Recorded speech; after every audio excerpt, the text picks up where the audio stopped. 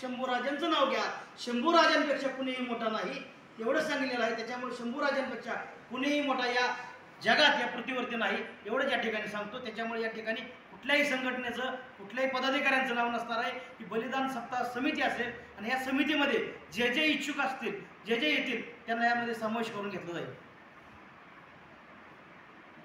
आपले काय प्रश्न असतील तर विचारा आणि आमचे समितीचे तुमच्या समितीतल्या लोकांची ओळख करून द्या ना.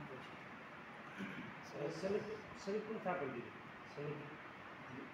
तुमची बलिदान समिती जी आहे त्याच्यामध्ये रजिस्टर आहे का फक्त तुम्ही? आता काय झालेलं आहे, आमचं प्रतिष्ठान हे रजिस्ट्रेशन आहे, परंतु तिथं एकाचं नाव होत आहे. त्याच्यामुळे आम्ही बलिदान सप्ताह समितीच्या अंडर केलेले असतात. त्याला तुम्हाला अध्यक्ष समितीत तर लागतील ना हो. पदाधिकारी? त्याचा कसं आहे, आता अध्यक्ष उपाध्यक्ष बसून सर्वजण आम्ही ठरवणार अध्यक्ष काय करायचं काय करायचं.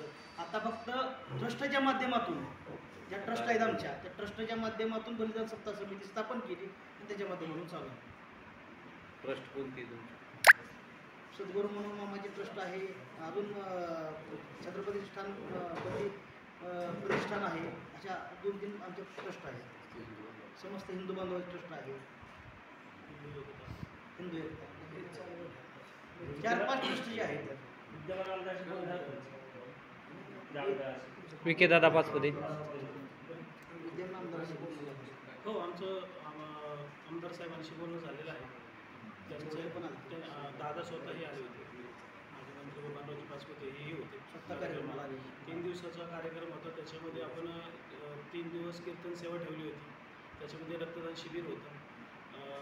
त्याच्यामध्ये आजचा जो कार्यक्रम आहे शेवटचा, त्याच्यामध्ये आपण वृक्षारोपण करणार आहोत.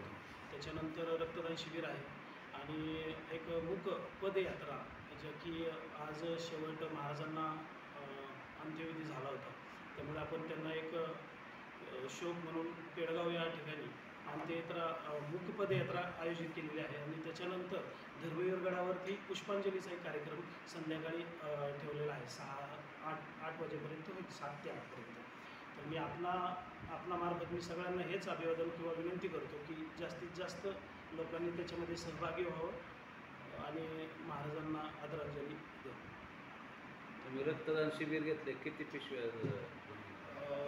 अजून चालू आहे. आज 3 दिवस झालेले आहेत. त्याच्यामध्ये आम्हाला एक आकडा काय समजलं नाही. आज आम्हाला फायनल आतापर्यंत किती 150-200च्या पुढे गेलेले आहेत. तुम्ही आता हे बोले का ही समिती स्थापन करणार, समिती प्रतिष्ठानाच्या मार्फत करणार की त्याचे वेगळं रजिस्टर असेल? याच्यामध्ये सद्गुरू मनोहर मामा यांच्या संकल्पनेतून आम्ही जी संकल्पना त्यांनी मांडली, त्याच्यामध्ये आमच्यामध्ये महाराष्ट्रामधील बरेच हिंदू जनजागृती करणारी जी लोक आहेत, याच्यामध्ये विक्रांत बाबा पावसकर जे की महाराष्ट्राचे प्रदेश उपाध्यक्ष BJPचे आहेत आणि हिंदू एकता संघाचे अध्यक्ष आहेत, सकुणा समितीचे एक अध्यक्ष आहेत ते आहेत. त्याच्यानंतर आमचे मित्र आहेत शेखरभाऊ मोडक आहेत आणि अमित मोहिते आहेत जे हिंदू संघटनेसाठी काम करतात. साखरकर साहेब आहेत. म्हणजे याच्यामध्ये सगळं भाजपचे तर कार्यकर्ते नाही. ह्याच्यामध्ये मराठा क्रांती मोर्चाचे पण समन्वयक आहेत, हिंदू संघटनेचे पण समन्वयक आहेत, परत BJPचे आहेत असं नाही आहे. जे समाजासाठी धर्मासाठी काम करते जे आहेत ते सगळे सर्वांना घेऊन याच्यामध्ये ही स्थापन केलेली आहे बलिदान समिती.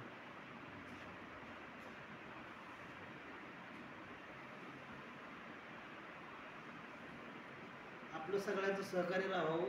येणाऱ्या काळामध्ये खूप मोठा उत्सव या ठिकाणी होणार आहे, जेणेकरून बाबा महाराजांचं बलिदान हे व्यर्थ जाऊ नये म्हणून आपण सगळ्यांनी तुमच्या पेडगावच्या ह्याच्यासाठी आमदार साहेबांनी 200 कोटीची मागणी केलेली आहे. ती जर पूर्ण झाली तर चांगल्या पद्धतीचा विकास होईल.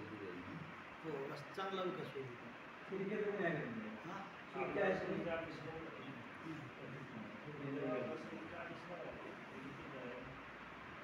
फक्त आता एवढे बलिदान सप्ताह